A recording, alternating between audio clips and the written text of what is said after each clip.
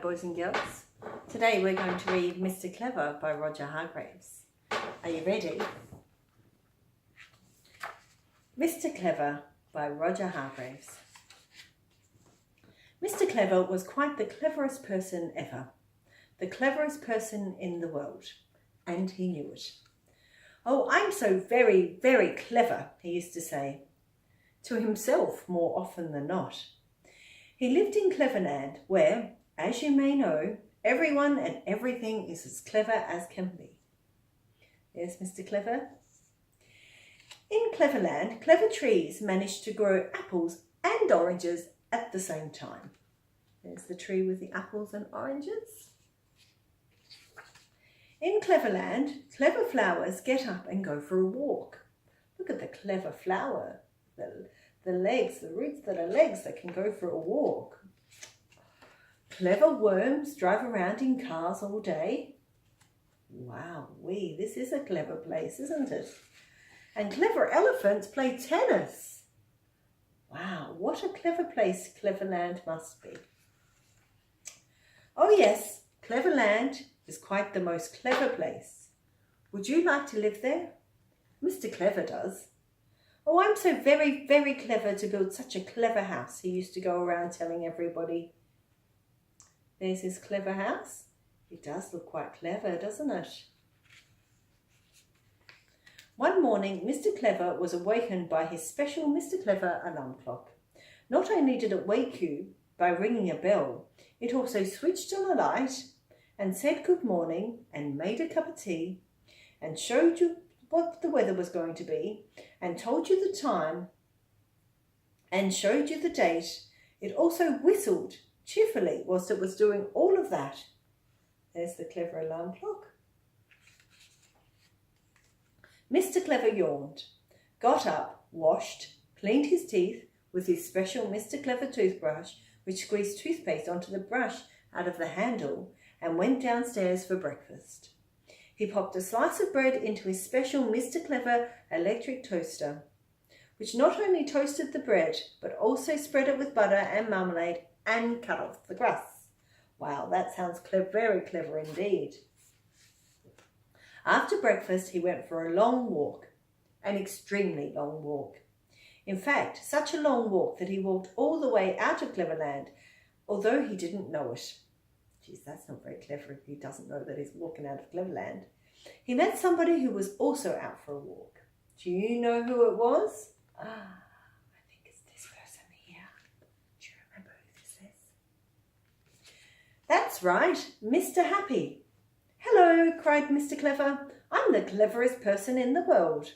"Oh, good," said Mr. Happy. "Then you must be clever enough to make up a really good joke to tell me." He laughed. "Jokes make me happy," he explained. There's Mr. Happy with his happy head on it. Mr. Clever's face fell. "I don't know any jokes," he admitted. "Well, that's not very clever of you, is it?" said Mr. Happy, and went off. Mr. Clever went on. And do you know who he met next? Someone over here. That's right, Mr. Greedy. "Hello," cried Mr. Clever. "I'm the cleverest person in the world." "Oh, good," said Mr. Greedy. "Then you can tell me the recipe of the world's most delicious dish." He licked his lips. "Like food," he explained.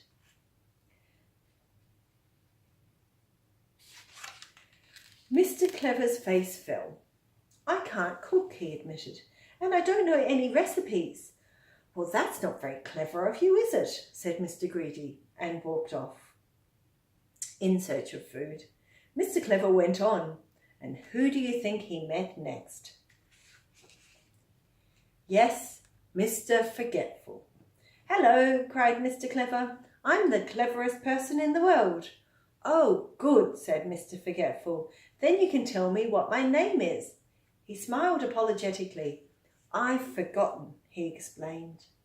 There's Mr. Clever talking to Mr. Forgetful. Mr. Clever's face fell for the third time that morning. "But I don't know your name," he admitted. "We've only just met." "Well, that's not very clever of you, is it?" said Mr. Forgetful, and he too went off, forgetting to say goodbye. There's Mr. Clever. His face fallen. It's the third time in a row he hasn't been able to be so clever. And so it went on all day. Mr. Clever couldn't tell Mr. Sneeze the cure for a cold. And he couldn't tell Mr. Small how he could grow bigger. And he couldn't tell Mr. Jelly what the secret of being brave was. And he couldn't tell Mr. Topsy-Turvy how to talk the round way right. I mean, the right way round. Not a very clever day. Not at all. Not a bit. And by now he wasn't feeling anything like the cleverest person in the world. Mr. Clever decided he'd better go home. He passed a pair of worms who were having a chat. "Who's that?" asked one worm. "That," replied the other worm, "is Mr. Clever, the cleverest person in the world on his way home to Cleverland." The first worm thought, "He can't be that clever," he replied. There's Mr. Clever, and there's the two worms. I wonder why he can't be that clever. He's going the wrong way. Gosh, that's not very clever, is it? Mr. Clever by Roger Hargreaves.